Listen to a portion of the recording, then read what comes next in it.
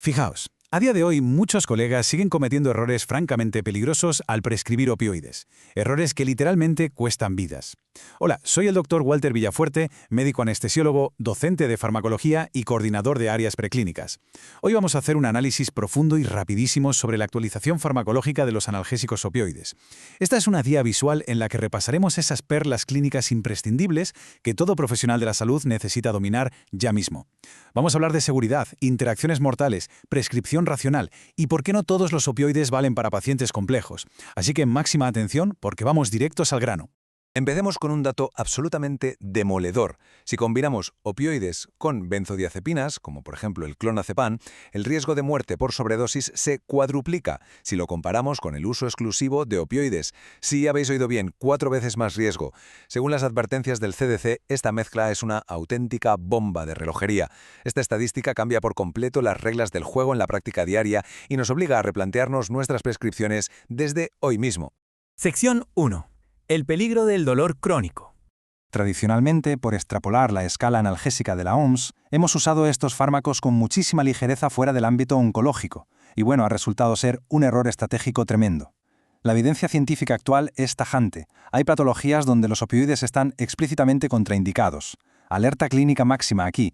No se recomiendan bajo ningún concepto para la fibromialgia, ni para las cefaleas crónicas o tensionales, y tampoco para el dolor somatomorfo o el dolor visceral primario crónico. Estas prácticas anticuadas hay que desterrarlas por completo. La regla de oro es así de simple. No todo dolor necesita opioides. El cambio de paradigma es brutal.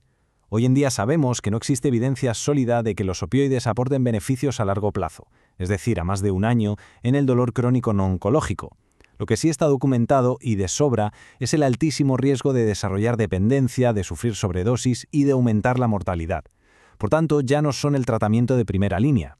Su uso debe ser siempre una decisión supermeditada, a corto plazo y solo cuando otras opciones ya han fracasado. Sección 2. Perlas clínicas. Morfina, tramadol y codeína. Vamos a comparar los pesos pesados. Primero, la morfina. Este es nuestro opioide de referencia, el auténtico gold standard. Es el que cuenta con mayor evidencia científica acumulada y un dato clave, no tiene techo analgésico. En el otro extremo tenemos el fentanilo, potentísimo, con la ventaja de que no deja metabolitos activos importantes, pero ojo, con un riesgo elevadísimo de depresión respiratoria. Y justo en medio está el tramadol, un fármaco del que tenemos que hablar urgentemente porque históricamente se ha malinterpretado muchísimo. Para entender el peligro oculto que tienen el tramadol y la codeína, tenemos que hablar de esta enzima, el citocromo P450-2D6, o simplemente CYP2D6. ¿Qué ocurre aquí? Pues que el tramadol y la codeína son, en realidad, profármacos. Por sí solos no hacen gran cosa. Necesitan que el hígado use esta enzima específica para convertirlos en sus metabolitos activos y conseguir esa analgesia real. Y aquí es donde entra en juego la genética, que es súper impredecible. En la consulta, esto se traduce en dos escenarios completamente opuestos. Por un lado tenemos a los metabolizadores lentos. En ellos el fármaco ni siquiera se activa, la analgesia es pobrísima y el tratamiento fracasa. Pero cuidado con el otro extremo, los metabolizadores rápidos. En estos pacientes, la conversión se dispara por las nubes, provocando una toxicidad totalmente impredecible. Hablamos de un riesgo altísimo de convulsiones, hipoglucemia o un síndrome serotoninérgico gravísimo. Así que quitaoslo de la cabeza, el tramadol ya no es ese opioide débil e inocente que creíamos. Sección 3. Interacciones mortales. Benzodiazepinas y gabapentinoides. Este número se nos tiene que quedar grabado a fuego. Mezclar benzodiazepinas con opioides puede ser mortal. Como adelantábamos, combinar un opioide con clonazepam, alprazolam o diazepam multiplica por 4 el riesgo de muerte. Al final, ambos son depresores del sistema nervioso central. Juntos hacen una sinergia letal que causa una depresión respiratoria severa. Es absolutamente vital intentar reducir y retirar la dosis de benzodiazepinas si vamos a iniciar un tratamiento con opioides fuertes. Pero ojo, que las benzodiazepinas no son el único problema. La prescripción combinada de opioides con gabapentinoides, es decir, pregabalina o gabapentina, es súper habitual en el dolor crónico. Sin embargo, alertas directas de seguridad de la FDA y estudios recientes nos dicen que esta mezcla provoca una mayor depresión respiratoria y dispara significativamente las tasas de mortalidad. La evidencia es clarísima. Debemos limitar esta combinación a casos extremadamente seleccionados por el tremendo riesgo de abuso y complicaciones. Sección 4. Opioides en falla renal.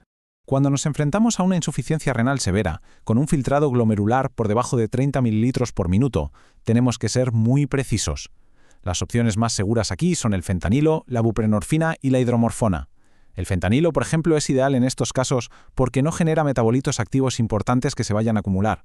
En cambio, huid de la morfina, el tramadol y la codeína. Prescribir esto a un paciente renal es peligrosísimo porque sus metabolitos activos se acumulan de forma tóxica, causando neurotoxicidad y una depresión respiratoria gravísima. Sección 5. Precauciones en adultos mayores. A medida que envejecemos, nuestro cuerpo cambia drásticamente. El aclaramiento renal cae, la función hepática disminuye y la proporción de agua y grasa corporal se altera.